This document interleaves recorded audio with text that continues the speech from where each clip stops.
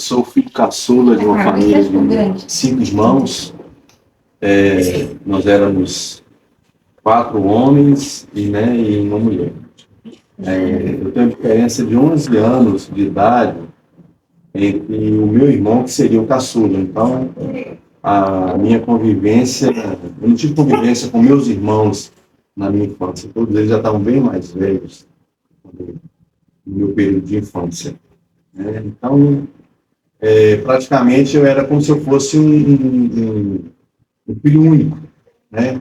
Convivia praticamente somente com o meu pai, porque eu perdi a minha mãe aos 6 anos de idade, né? Tenho poucas lembranças dela. Do meu pai eu tenho mais lembranças, né? A gente conviveu junto até os meus 12 anos de idade, quando ele veio a falecer do câncer do pâncreas, e aí eu fui morar com meu irmão Luiz em Valadares.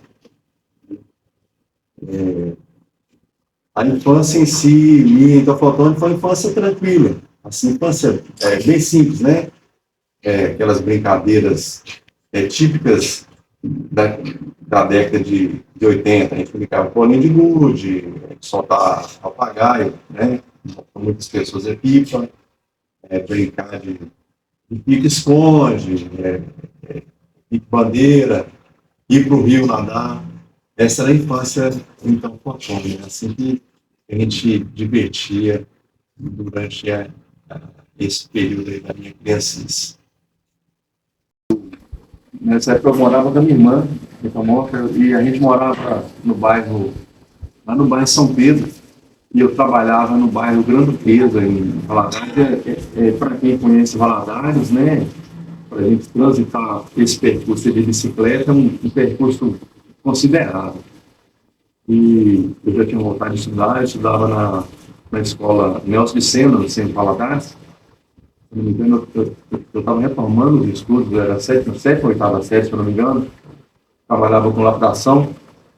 E quando eu saía de casa cedo, levava minha marmita, e no local de trabalho não tinha local para a gente armazenar a comida. Então, dava hora do almoço, às vezes eu pegava minha comida estava azeda, e eu parava e pensava, se eu como essa comida, eu vou ficar até 23 horas, né, ou meia-noite, para a hora que eu vou chegar em casa para poder comer de novo.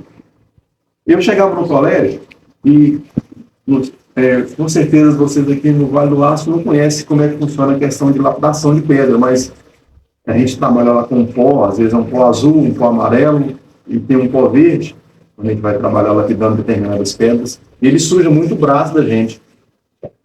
E ele impregna mesmo, sim, dos poros, esse pó.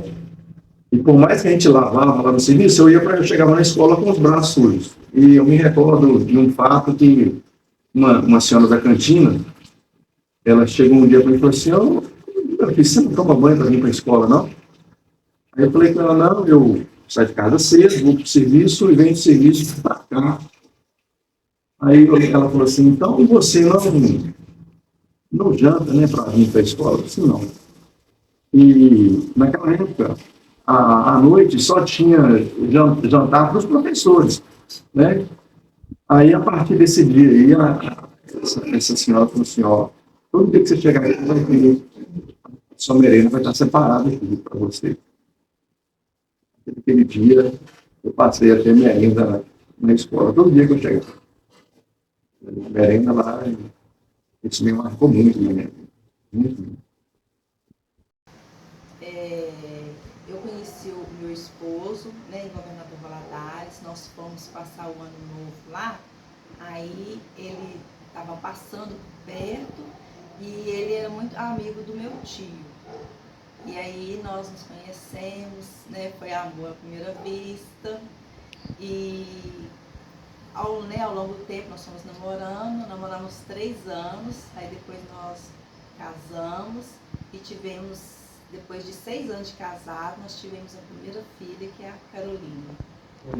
Eu conheci o meu esposo em Valadares, né? Meus pais, né, nós fomos para lá passar o ano novo.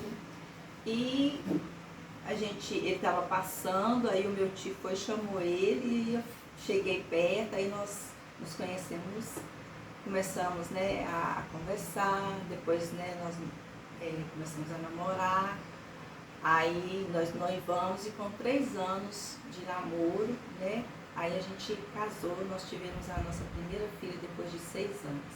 E durante esse período nós passamos muita dificuldade, teve momentos que a gente ficava dentro de casa procurando nos potes moeda para comprar as coisas, porque era muito difícil. A casa onde a gente mora, né, que é a nossa da mãe da Gleicia, após o falecimento dela, a gente não tinha conhecimento e estava tudo atrasado a documentação. E a gente foi pego de surpresa por um aviso da prefeitura que seria leiloado. Aí nesse período aí eu tinha adquirido um lote lá no bairro das Fontes, né, ali próximo à Vila Celeste. Eu vendi o lote e para poder quitar aqui todas as dívidas que tinha junto à prefeitura de Patinga para que o imóvel não fosse a leilão. Conseguiu comprar o Batomushi, que é o nosso mozinho velho. O vizinho me ofereceu ele na época por R$750, eu pagar de 3 vezes, né? E comprei o Batomushi e a gente, para todo canto que a gente passeava, que a gente saía, ele todo danado, e as pessoas ficavam olhando, eu com aquele carrinho velho, com a minha família. Entrei soldado em 93, que como soldado até 2003. Em 2004, eu passei no curso de cabo, fiz o curso de cabo em Belo Horizonte, né? Depois, em 2013, eu fiz o curso especial de formação de sargento, pelo SERS, né? Depois eu fui promovido de segundo sargento. E durante a minha carreira, eu tenho muito orgulho assim, de dizer assim, que eu recebi várias condecorações na Polícia Militar, inclusive a maior honraria, né, que a Polícia Militar oferta, que é a medalha Alferes Tiradentes, né. Eu tive a honra de receber essa medalha, a medalha Alferes Tiradentes. Também fui reconhecido pela União dos Militares de Minas Gerais pelos serviços prestados, pelos bons serviços prestados aos veteranos e às pensionistas da Polícia Militar. Assim, me marcou muito foi durante o meu período de formação na polícia, quando a gente foi fazer o primeiro serviço para conhecer a cadeia pública de Valadares. Quando eu entrei no cadeião de Valadares, ali na Afonso Pena, uma voz gritou meu nome, lá do fundo, lá da cela, lá eu até fiquei todo sem jeito, né?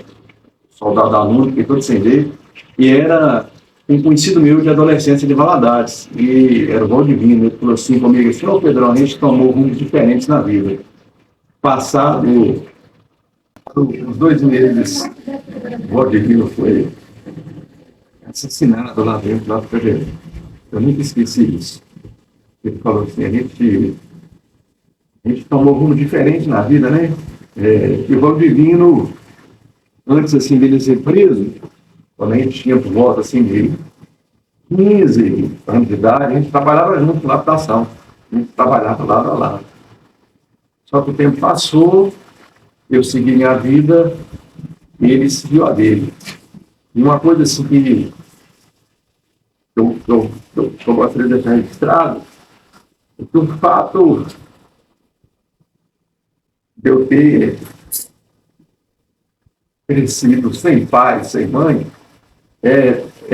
em tese, assim, eu não tinha ninguém para me frear. Eu comecei a morar novo muito cedo. Eu ganhei a minha independência financeira muito cedo mesmo, porque com a adaptação de pedra eu ganhava bem. Então, eu não tinha ninguém para me frear. Quando eu morava sozinho, eu chegava em casa, se eu quisesse ir para a rua, eu ia, a hora que eu quisesse voltar, eu voltava. Mesmo assim, eu tinha comigo os ensinamentos que o meu pai ensinou.